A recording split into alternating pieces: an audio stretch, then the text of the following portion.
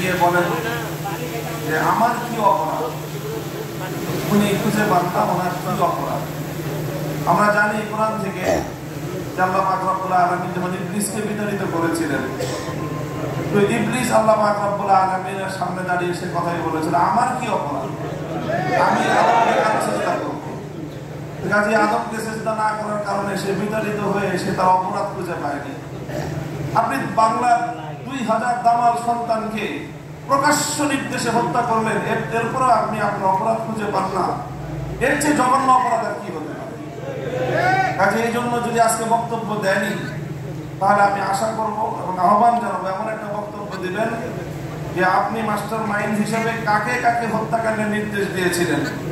এই July August হত্যাকাণ্ডের সকল সংশ্লিষ্ট অপরাধীদের তালিকা স্বীকারোক্তিমূলক একটি বক্তব্য আপনি দিবেন এবং সেই বক্তব্যের সূত্র ধরে আপনাদের এই 164 জাতির সামনে আপনারা করবেন।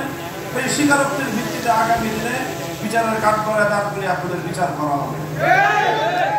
পার্শ্ববর্তী দেশ হিসেবে ভারতকে বলতে চাই যে আপনারা বাংলাদেশের স্বাধীনতা সার্বভৌমত্বকে যদি এতটুকু সম্মান করতে না জানেন, তাহলে আপনাদের সঙ্গে কূটনৈতিক সম্পর্ক বাংলাদেশ রাখবে কিভাবে।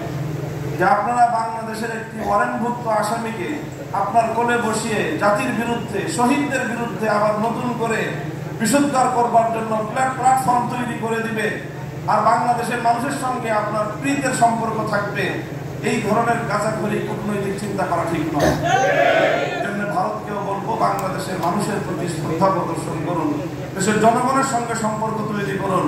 ওই পতিত আওয়ামী লীগ আর পতিত ফ্যাসিবাদের সঙ্গে সম্পর্ক রক্ষা করে বাংলাদেশের সঙ্গে আপনারা বন্ধুত্ব রক্ষা করতে পারবেন না। প্রিয় সাথী ও বন্ধুগণ, আরেকটি কথা যে আমরা ইতিমধ্যে দেখছি সাম্প্রতিক সময়ে মাঝে মাঝে বিভিন্ন জায়গা দিয়ে এই পতিত স্বৈরাচারী ফ্যাসিবাদের দোষকরা তারা মাথা তুলে দাঁড়াবার উকি দেওয়ার চেষ্টা করছে, বিশেষ করে যখন সকল নাগরিকরা ঘুমিয়ে থাকে সকাল সকাল নির্ধারিত সময়ে। তো এই সময়ে আমি বাংলাদেশের সকল নামাজি মুসল্লিদেরকে বলবো যে ফজরের পরে সব ঘটনাগুলো ঘটতেছে। বাংলাদেশের 3.5 লক্ষ থেকে 4 লক্ষ মসজিদ আছে, এই মসজিদের মুসল্লিরা ফজরের পরে একটু অ্যালার্ট থাকবেন যেন বাংলাদেশে কোনো দুষ্কৃতিকারী, কোনো পতিতের স্লোগান তুলে বাংলাদেশের মাঠে যেন নামতে না পারে।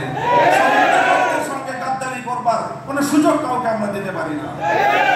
বাংলাদেশে বিচার হতে হবে। এই যে বিচার হয় না 6 মাসে, তার তেমন কোনো অগ্রগতি নেই।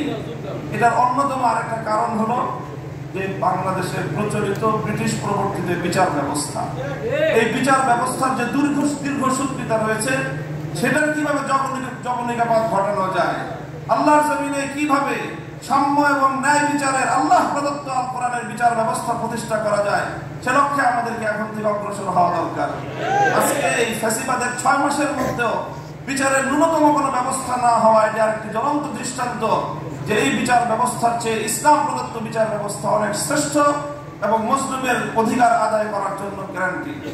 সংগ্রামী সাথী ও বন্ধুগণ, আমি সর্বশেষ আহ্বান জানাবো যে ইনশাআল্লাহ আমরা আমাদের লং টাইম যে আমাদের পরিকল্পনা, বাংলাদেশে ইনশাআল্লাহ ইসলামী বিপ্লব হবে।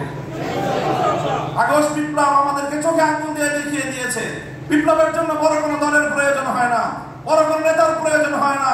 বিপ্লবের জন্য মাটি যখন উর্বর হয়, ছাত্র নেতৃত্বের মাধ্যমে, বিপ্লবের মাধ্যমে একটি ফ্যাসিবাদী ভিনদেশী কৃতদাসীকে কিভাবে বিদায় করা যায়। ইনশাআল্লাহ আগামী বিপ্লব হবে ইসলামের বিপ্লব, বাংলাদেশ হবে ইসলামী বাংলাদেশ ইনশাআল্লাহ।